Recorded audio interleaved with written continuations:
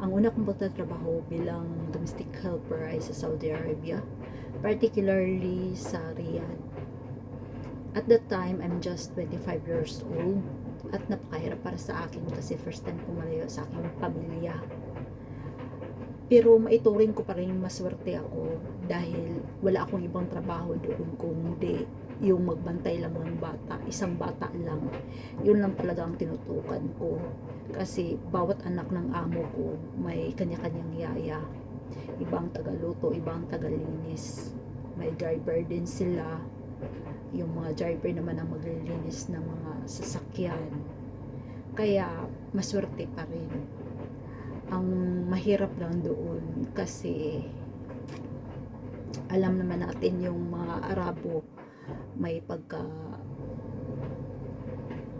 mahilig sa babae.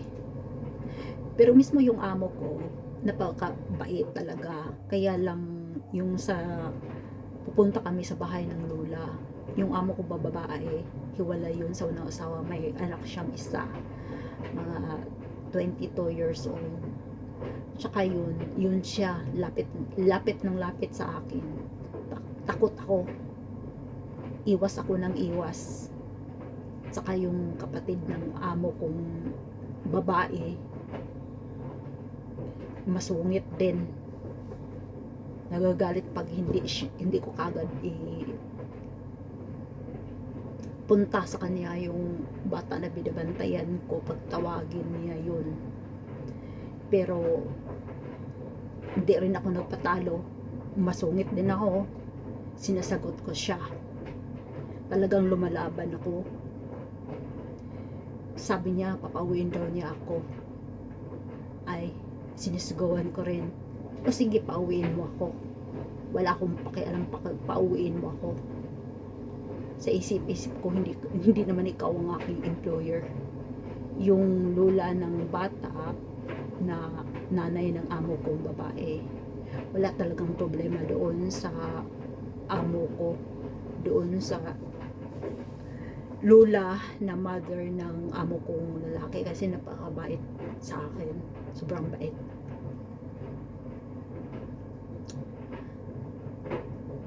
Wala akong iba talagang dinasal lagi araw-araw ay mag-rosaryo. Yun lang talaga ang pinaka shield ko sa mga naramdaman kong takot. Kasi natakot ako doon sa anak ng amo kong babae, yung panganay nga na doon sa lula ng amo ko.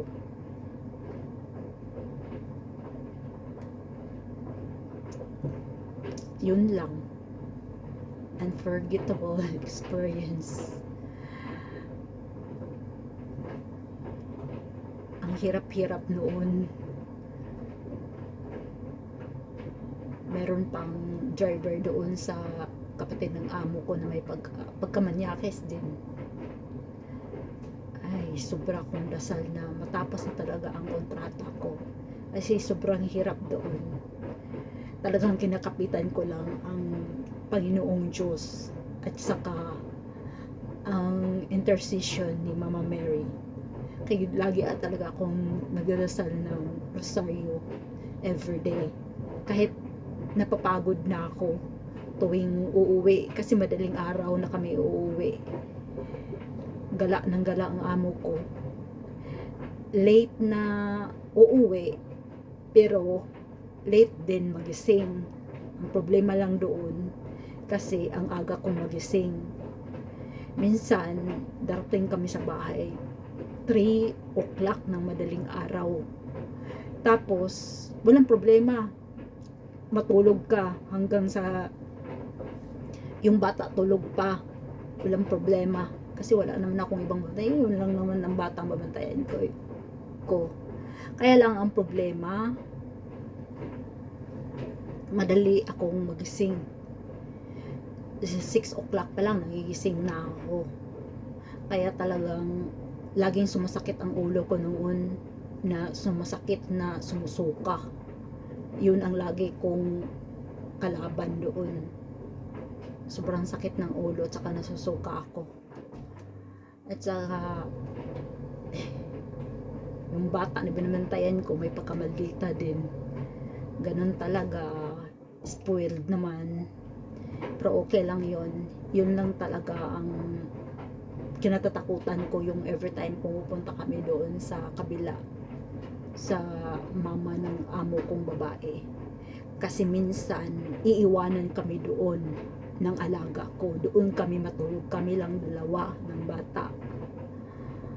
Siguro talagang alam na ng lola na iba ang ugali ng apo niya at saka yung anak din niya na nakaaway ko.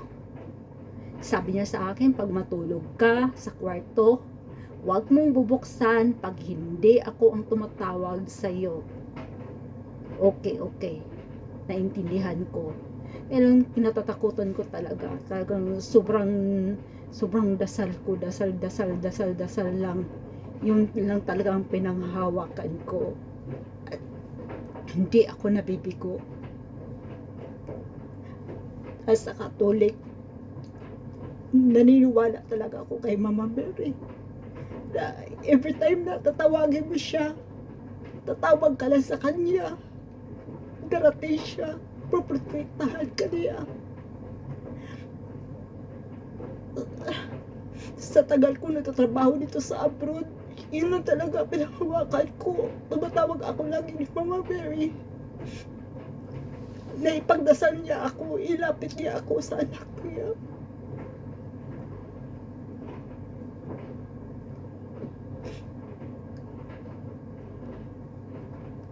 Kahit anong pagdaanan natin sa ating buhay, huwag tayong bibitaw sa Panginoon dahil siya lang ang makatulong sa atin. Lalo ng katulad ko, nagtatrabaho dito sa ibang bansa. Kapit ka lang sa Panginoon. Huwag kang mawala ng pag-asa kahit anumang maranasan mong hirap. Ang Panginoon ay laging nandyan sa tabi. Tawag ka lang, huwag kang bibitaw. Dahil ang Panginoon Diyos laging hinihintay tayo.